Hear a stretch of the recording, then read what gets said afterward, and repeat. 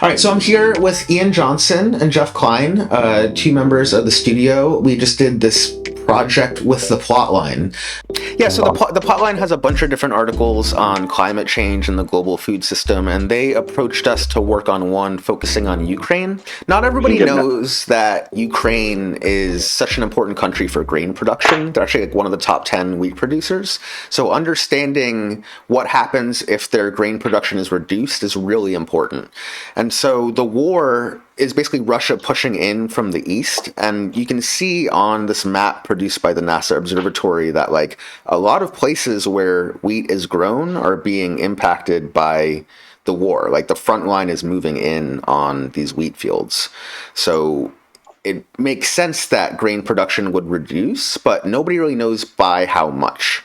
So we tried to build a tool to make it easy to understand what might happen in different scenarios. All right, so I have this template, which I'll make public. I have this template which basically has a bunch of questions that I ask of a data set that I get fresh. And so we sort of followed that same process for the data that we were provided from the plotline. So basically, where did we get the original data? It's from this UKRstat page. Where are the shape files from? We got them from MIT, right? So you can sort of trace back the every piece of the project with this methodology notebook, which I really like. And it also includes some of our explorations that we did.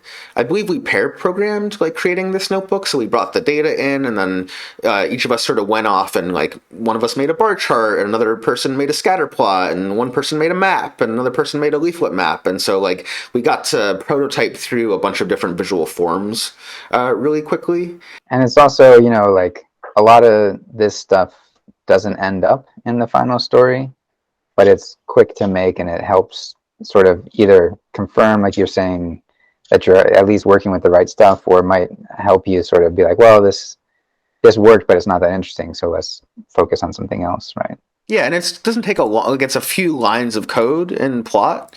So the ROI there is, for me, it's like write a few lines and make sure the data works. Totally worth it ahead of time, rather than discovering once you're like building it in Vue or trying to build it for real that some part of your data is weird and you need to process it again and things like that.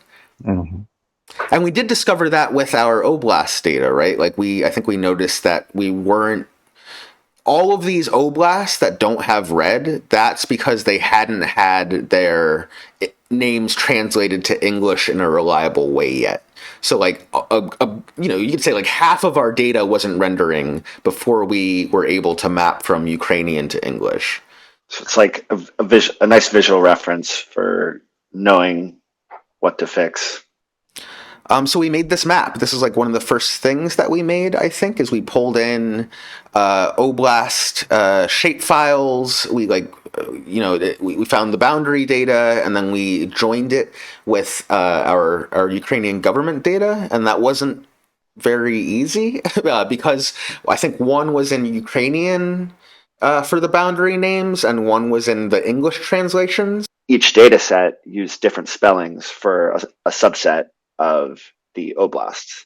So you can see two different spellings of Kiev, or three actually. There's Kiev City, Kiev with an I, or with an E and with a Y. And then additionally, what gave us issues was the absence of grain data in Crimea and Sevastopol due to previous or continued Russian occupation. So the Ukrainian government literally can't get grain data for those places, so they don't appear on our map.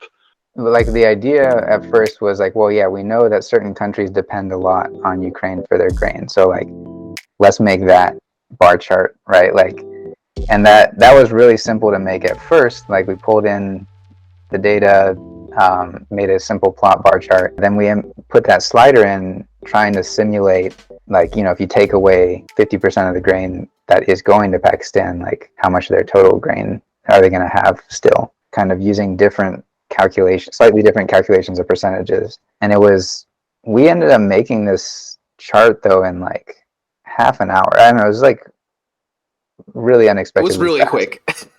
Yeah, it's like, we had the data already, everyone was familiar with it. We we added layer, like one bar chart, okay, what's the next thing? Fiddle with the calculations. Is it like 1 minus that or 100 minus, and then like before we knew it, we had this thing, threw the slider on it. And then the other cool part I thought was like taking this chart and then putting it back into view. Because when we did that, right, you know, EJ, you had said like, let's not use the plot thing. Like we want to really customize the way it looks. So we did it. We were able to reuse the scales, like the logic that we had come up with for calculating those, you know, the widths basically of the bars. But then we used view template tags basically, right, to just make all those bars again.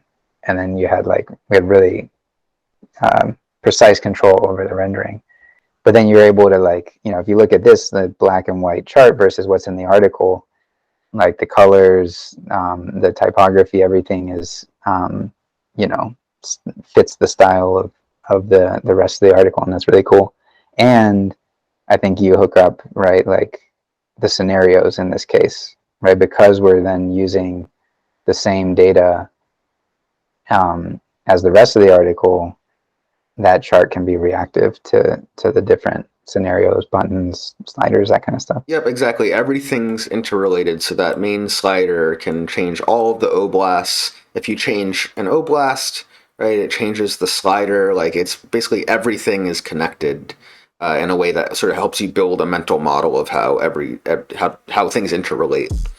And part of what is cool about this, the scrolly telling format, is that we can control aspects of the map on scroll. So as you scroll to this next section, we actually bring down the output, and you can see what that looks like as it gets slightly less green. Let's see. So as you scroll down, in the first section, we reduce output by 15%, and you can sort of see the map change and the numbers on the side change.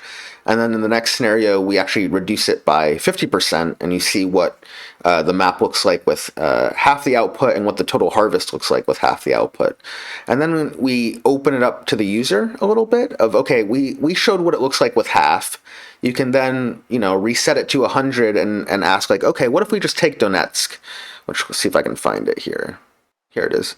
Take Donetsk, it's at 100. What if I bring it down to 23%? Okay, that means the total output of Ukraine goes down to 97%, and we get, you know, 1.5 million kilograms. But what if I set all of the Eastern Oblasts, the ones that are touched by war, what if I set all of those to 15%?